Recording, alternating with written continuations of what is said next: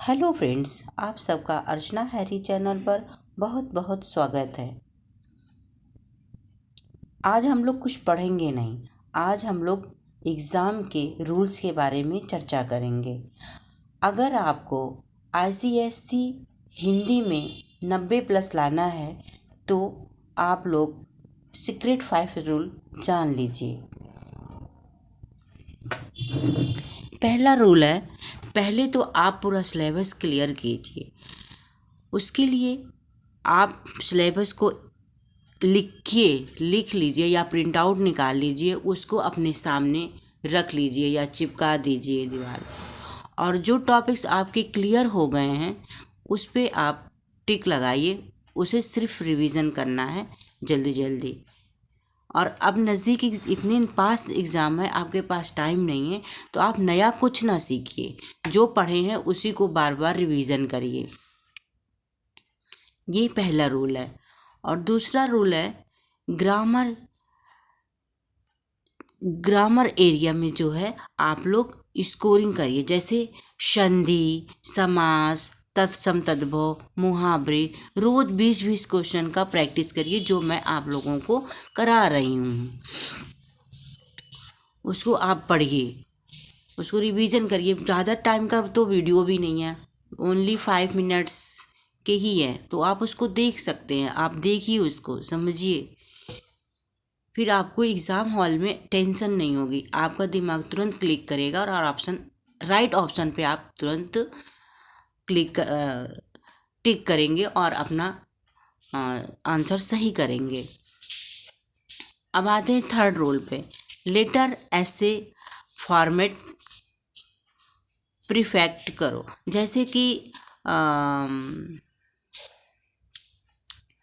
Format गलत हुआ तो मार्क्स कट जाते हैं। फॉर्मेट जैसे जिस तरह से फॉर्मेट रहता है उसी फॉर्मेट में आपको लेटर और ऐसे लिखना होता है।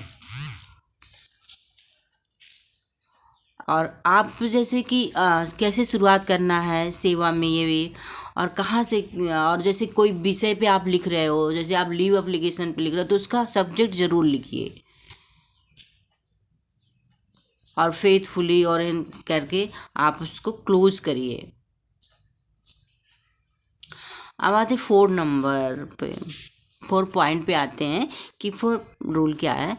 तो प्रीवियस ईयर के क्वेश्चन पेपर, आपको क्वेश्चन पेपर ज़रूर से ज़रूर प्रैक्टिस करके ही जाना है, क्योंकि कई बार क्या होते, रिपीटेड क्वेश्चन आ जाते हैं। वो अगर गलत हो गए तो आपको समझ लो कि बहुत ज़्यादा पीछे चले जाएंगे।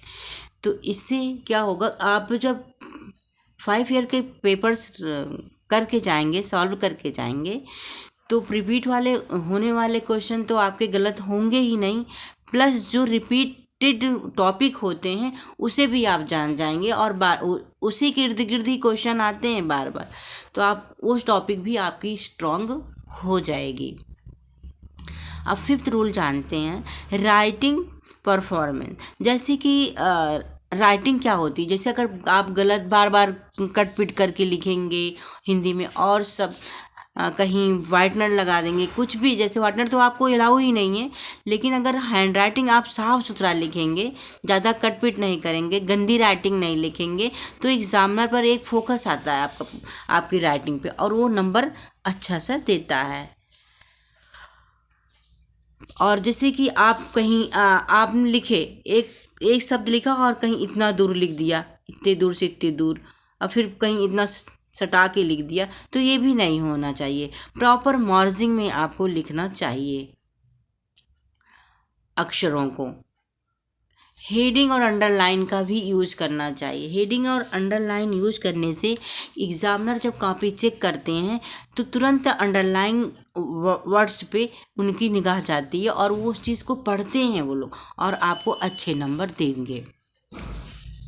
वैसे भी कोई चीज़ अगर लेंदी या पैराग्राफ में लिख देते हो तो उतना फोकस्ड नहीं होता है, लेकिन अगर आप वो चीज़ को हेडिंग में लिखते हैं तो फटाफट हेडिंग पे एग्जामिनर देखता है और आपको नंबर देता चला जाता है। तो उसे लगता है हाँ बच्चे ने सही तरीके में लिखा है, तो आपको नंबर कटने के चांसेस बहुत रेयर हो जाते हैं।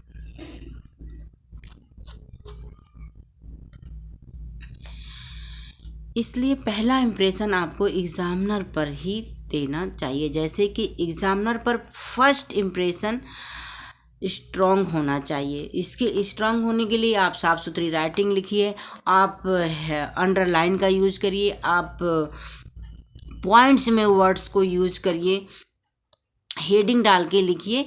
ये सब आपके लिए बेनिफिशियल होंगे नंबर स्कोर करने के लिए। थैंक यू बच्चों।